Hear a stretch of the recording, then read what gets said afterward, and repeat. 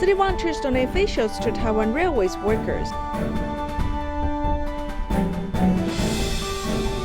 City high school graduates attend a memorable online graduation ceremony. Welcome to DaAi Headlines. I'm Sue. Thank you for joining us.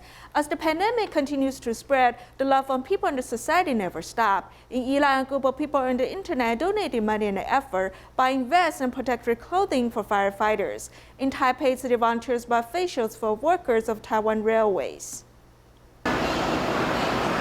As the pandemic struck, less people took train rides. The railway staff still continue their work. Doing work, they're equipped with masks and goggles.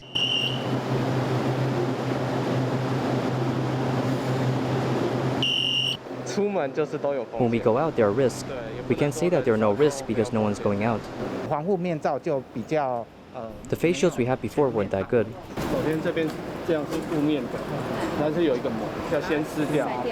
Glasses along with transparent facial gives extra security to frontline workers. When air comes in, there are not fogs. I think the design is great. We wash it with soap and it can be used again for a long time. We can't use ethanol because on the inside it would get messy. City Foundation donated 6,300 facials protecting railway staff's well-being.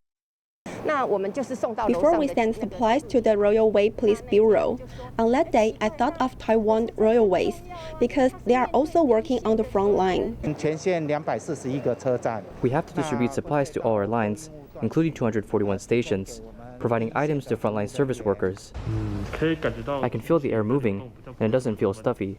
There are also people on the internet who formed a group by purchasing 100 fan vests and protective gear, giving it to firefighters working in the front line.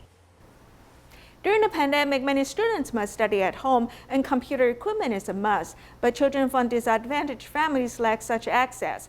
For example, in Taipei's Neihu area, a 5th grade student grew up in a simple home with grandparents and no computer at home. There's also no internet, and even mobile phones can receive signals here. Missing class for half a month has led the students' learning to lag behind.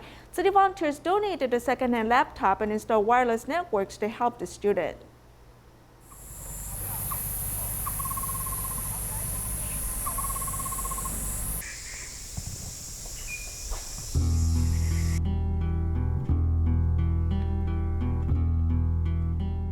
We are in Neihu District, which belongs to Taipei City, which seems to be isolated from the rest of the world, as there is no mobile phone signal at all. What should children who have to learn online do? Xiao Jun is in 5th grade of elementary school. After the school was changed to distance learning, for 2 weeks, there's no way for her to go to class, so she could only do self-review and preview of her textbooks. Museum. Being raised by her grandparents, she was unable to use 3C products, and there was no computer or internet at home. And when she encountered learning problems, Xiao Jun could only call classmates for advice. I asked the teacher, and the teacher said that he wanted to apply for a computer for me. And then I said that my home has no internet, so I didn't apply and told me to study by myself. So that's what I did, and it's quite hard, and I didn't understand much. During the suspension of class because of the pandemic, students like Xiao Jun are like many children from disadvantaged families who face a digital gap and cannot keep up with their studies. However, Xiao Jun's situation improved about a week ago.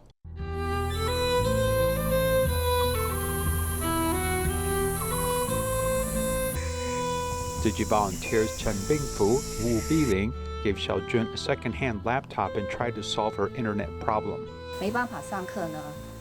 There is no way for her to go to class. We asked if she had a mobile phone, but she said it was no use because there wasn't any signal at home. We said don't worry and tried to solve the network connectivity problems.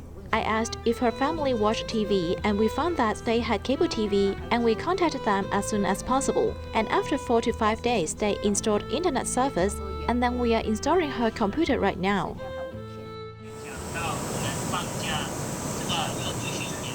At 10:30 in the morning, teachers and classmates went online for class. On the small desk, Xiaojun happily met with her classmates online and her studies were not interrupted. The teacher will teach some textbook content and then ask questions to us. I understand what the teacher says. I hope she can keep up with her learning. After all, she knows best. Just seeing her use a computer fills me with pride. Tzu Chi volunteers cared for Xiaojun for 2 years and often helped her with schoolwork. Due to the pandemic, they had to change to this care model. Because I can't do home visits now, I installed a monitoring system and said that I can see her class status at any time. And check to see if she has any problems. For example, if she has any problem areas in her studies, we can immediately help her this way. This simple house is not better than a school classroom, though it's very precious to Xiaojun. During these tense pandemic times, disadvantaged students shouldn't have to sacrifice their education. The pandemic has put many families in financial difficulties, especially for refugees whose lives are not easy initially. When the movement control order is in place, their lives have become even worse. The UNHCR in Malaysia and Tzu Chi have worked together since 2016 to launch the cash-based intervention program. In the face of the pandemic, they continue to provide financial aid to refugees, giving them hope. Sukarelawan dari Tzu Chi, I boleh tanya you berapa soalan tak? Boleh ya? Affected by the pandemic, the lives of refugees are miserable. The UNHCR and Tzu Chi work together to provide refugees with living allowances. Under the movement control order, Tzu Chi volunteers can only get information through phone interviews one by one according to the name list. With the movement control order in place, we cannot conduct home visitations, but phone interview instead. So we need a phone alert what they say over the phone. In fact, when they sent back their picture, which showed their children holding a plate of rice, that was just a plate of white rice. They told me that was their last meal. After evaluated by phone interview, with anti-epidemic measures, volunteers went to every household to distribute financial aid in person. Ahmed 也是索马利的难民，他也是一家7口。 Amin is a Somali refugee. His family of 7, including his wife, can only rely on his work to drive students to school. Before the pandemic outbreak, they could actually do some rough work. They could help transfer vegetables and fishes in Selayang Pasar. But after the outbreak, what they could do was very little. 这些工作，那么在疫情发生之后，他们能做的工作其实是很少了。 The pandemic has put the refugees, who are unable to go out to do odd jobs as usual, into a difficult situation. The financial aid just comes in the right time. I still need to settle the rent, which is still outstanding. Husband is sick and my daughter, she's so young, so I now have money also to come pay the rental and pay the food and pay the school. 这一次的这个补助对她来说其实意义重大，因为 The financial aid actually means a lot to her because she didn't take her husband to the hospital, whether it's on the fare or other materials expenses. The financial aid is a timely assistance. 住的补助上都是一个及时雨啊。 The UNHCR and Tzu Chi volunteers continue to care and try their best to help the refugees through the difficulties. During the pandemic period, the United States has suffered economic impacts. Food banks have provided 8 million meals in the past year. Since the pandemic broke out, food banks have served 55% of people more than before. Starting in June of last year, Tzu Chi has provided food distributions at 4 areas, helping people in need. At the Chinatown in Manhattan, most people here are early immigrants who speak Cantonese. After the pandemic, Tzu Chi's distribution here also attracted second-generation Chinese immigrants. They decided to help seniors through volunteering at Tzu Chi.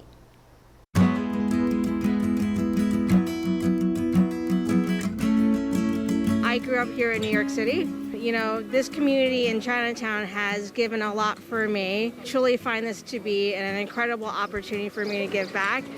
A second-generation immigrant, Rosanna comes here 2 times a week to partake in the food distribution in Chinatown. A group of Asian colleagues also followed her to do community work, especially after the pandemic. 1/8 of the people in the United States are facing starvation. I am very fortunate to be able to do what I do and have a job I myself know that within the Asian community, there are a lot of elderly that can be susceptible to it. Stefan is also one of the volunteers, as he works regularly during the week. In order to join the food distribution on Saturday mornings, he adjusted his work schedule and sees Tzu Chi's sincerity through his volunteering time here. So I've been to a couple of other food pantry distributions, and I will say that the food that they get here is really fresh. It's really of great quality, and there's such a enormous variety. Just for them to be able to get everything here in like a one-stop place is just very helpful.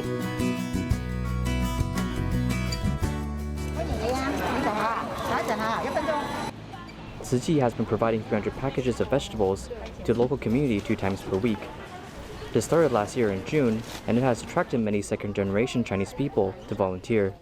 I love being able to, see, the people that we serve. All of the things that the community has donated back to, the people who are in need. So that's why I'm here. Be able to volunteer to give back. If it can help one family, if it can help 2 families or more, that just brings happiness to me. These packages of food are prepared sincerely by volunteers, then given back to Chinese seniors living in the community. Dr. James Chang has been serving here for 34 years, and during the pandemic, he decided to give back to the community. At my stage in life, I've got more than I could ever live on. If I can actively do something now, it would be the right time. The truth is, who needs it the most? He saw what we did for the community. He decided that he wanted to donate $100,000 into this effort that we made. Taking from the community, then giving back to the community, the healthy cycle of love will for sure accompany community residents through the pandemic.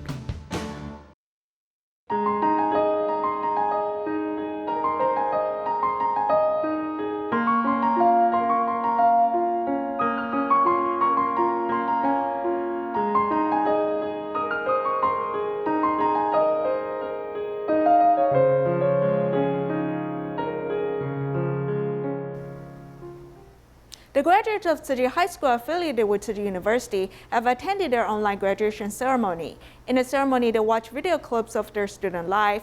The teachers wished to perform well in different professions and harbor a kind heart. Let's join them there. 孩子们，今天是你们的毕业典礼。 When the time comes in the children's familiar classroom, the teacher has called on the students to get online as it is their very last class. They have outstanding abilities. I believe that in the future, they will do very well in different professions. I hope that after they graduate, they will always harbor a kind heart. At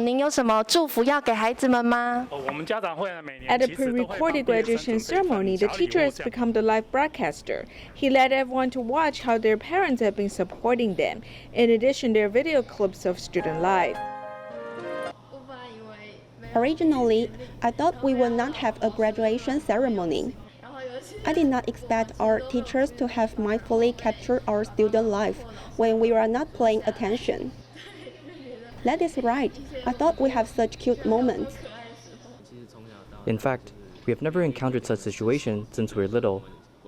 All the activities we planned were cancelled. Although we have regrets, this is a very special memory. The students were born in the year when SARS pandemic occurred, and they're graduating during the COVID pandemic. The principal wants to give graduates a pair of wings. With a change of mindset, we can still have a beautiful life. We prepare everything ahead of time. We adjust our mindset and give their wings to move forward.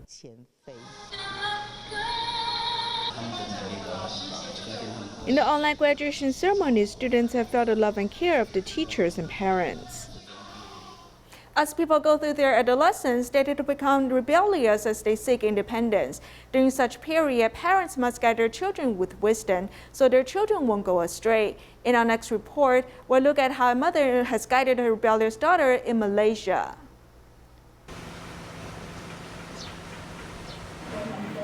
"19-year-old Carl Chen will soon study at a university. During her teenage years, like most teenagers, she has worried her teachers and parents. When I was in elementary school, I inspired my classmates to oppose a teacher whom I disliked. I also argued with my parents. Our relationship was not very good.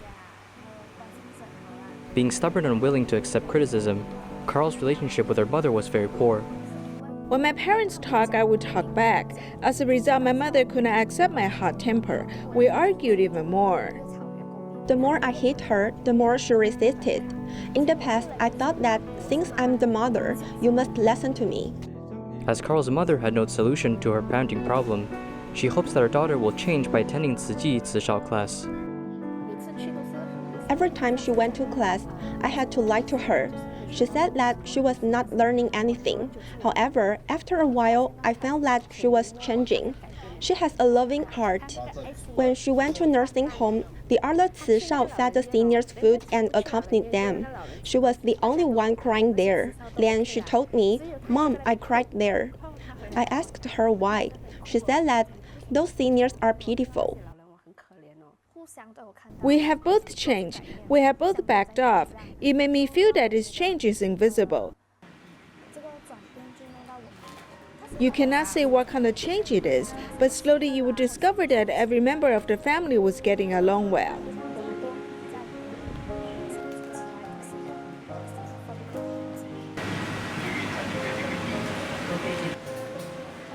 Finally, the parent-child relationship has improved.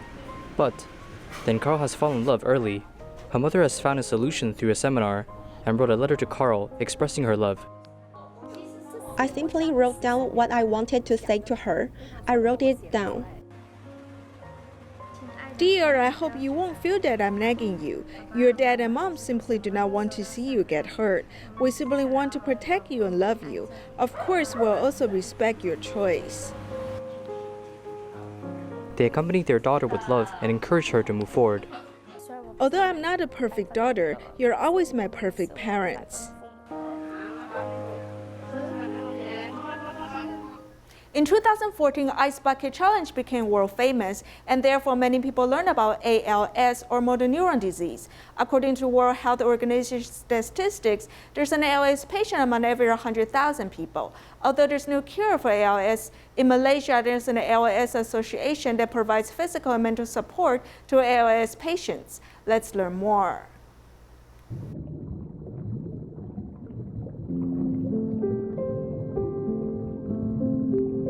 Basically, ALS patients' muscles gradually atrophy. It depends on which part of your body starts to atrophy first. Some patients start with their hands, others start with their mouth.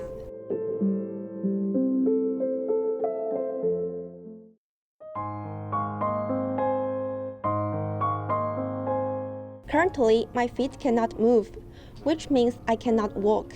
In addition, my hands have been affected. They start to degenerate at a fast pace. I cannot carry some heavy items, and I cannot use chopsticks. Sometimes if I'm too tired, I cannot hold the pen steadily. 39-year-old Tan Shunhua is an ALS patient. She's also the ambassador of Malaysia ALS Association.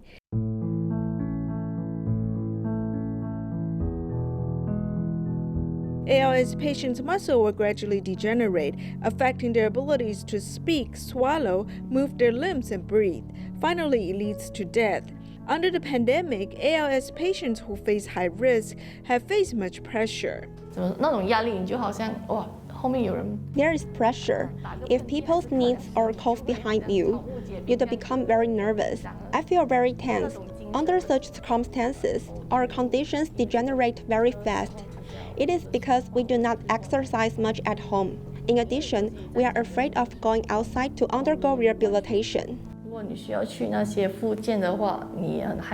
Currently, there are about 2,000 ALS patients in Malaysia, and Malaysia ALS Association plays an important role. When he faces different stages of the illness, he will need equipment and knowledge. How does he handle daily living? The association will interfere.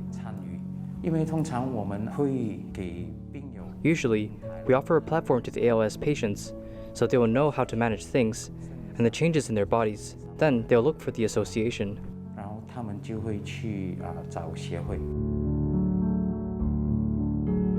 Currently, ALS cannot be cured and there's limited medications. Malaysia Hospital has set up ALS clinic, offering services at one station. It includes the Department of Neurology, which helps ALS patients observe their conditions.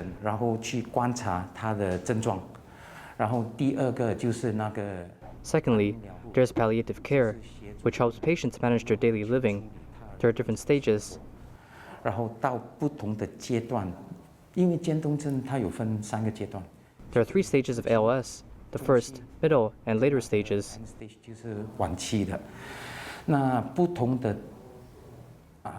Each stage requires different treatment. Although ALS patients cannot control the length of their lives, they can choose to live their life to the fullest. The Shangri-La Hotel Group in Hong Kong has a lot of interaction with Tzu Chi. They also want to do their best to promote vegetarianism. As the Dragon Boat Festival is coming, they have created 3 kinds of vegetarian rice dumplings. At the same time, there are more vegetarian options in their menu. Winter melon, vegan meat, and masute topped with sauce to make a 5-star enjoyment in terms of visual and taste. Egg tofu served with pumpkin sauce to make the dish colorful, aromatic, and tasty. These are the new vegetarian dishes launched by the Shangri-La Hotel in Hong Kong. It is believed to be welcomed by the public. The weather in Hong Kong is relatively humid. Vegetarian food gives people fresh appetite. It is also lighter without much body burden.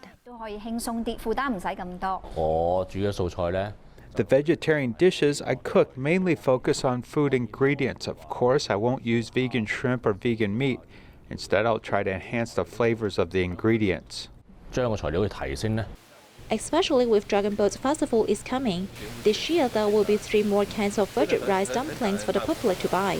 Among them, the special-shaped bamboo rice dumplings won the government's championship and are ahead of other meat dishes, making the hotel more willing to promote vegetarianism. For the last 1 odd year, we've been very closely associated with the Tzu Chi Foundation here in Hong Kong. A lot of our colleagues have been going and helping out with packaging. It's made us realize that there's so much variety and there's so much to do with vegetarian food. George Chan, who is an employee and also a Tzu Chi volunteer, is happy to see the changes of his colleagues. Although I've been a vegetarian for 10 years, after the pandemic, I deeply feel that vegetarian is a must. As the master said, everyone should go meatless. If we don't adopt the vegetarian diet, the pandemic will be endless. The definition of great food is no longer lavish meals, but a light and simple vegetarian meal may be more flavorful. As summer vacation approaches, Tzu Chi Foundation has joined hands with Geelong City Government to provide vegetable boxes to disadvantaged student families. We're leaving with these images. Thank you for joining us. Goodbye.